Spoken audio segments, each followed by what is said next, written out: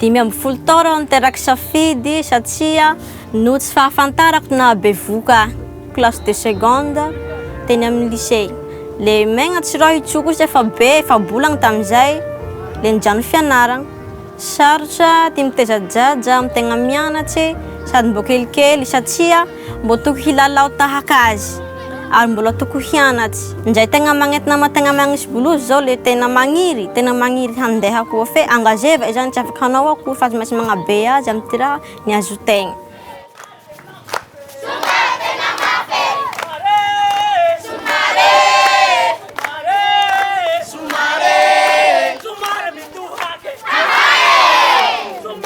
Ninanovako life skills zany nisy namako nitaognahiky hoe andao gianao life skills satria ao misy fahaizana miatsika ny fiainana, fagnentagna, fagnabeazagna manahaka anareo fanterakely io.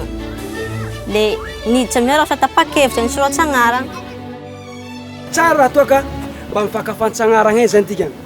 De tiagnarako moa I banay animateur life skills. De zahay animateur zany nidina any mifokontany magnazava le critères ilana ao amin'anaty fampifanana hoe zaza mianatra miaraka amin'ny tsy mianatra 10 taona hatramin'ny 12 taona fa indrindra le ajaja tsy mianatra tsokandarana andakilasy zany.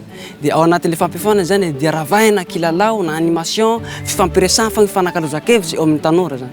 De ao anaty fampifanana koa dia misy ireo lohahevitsy maro de herisetra vokalolotra tsy fampanambadiana zaza. Ty tombotsoa niazoko amin'ny life skills zany nahaizako niatriky ty fiainako afara agny ary ty tombotsoa niazoko tao nampiarako amin'ny ty namako atao mila fagnentagnana koa.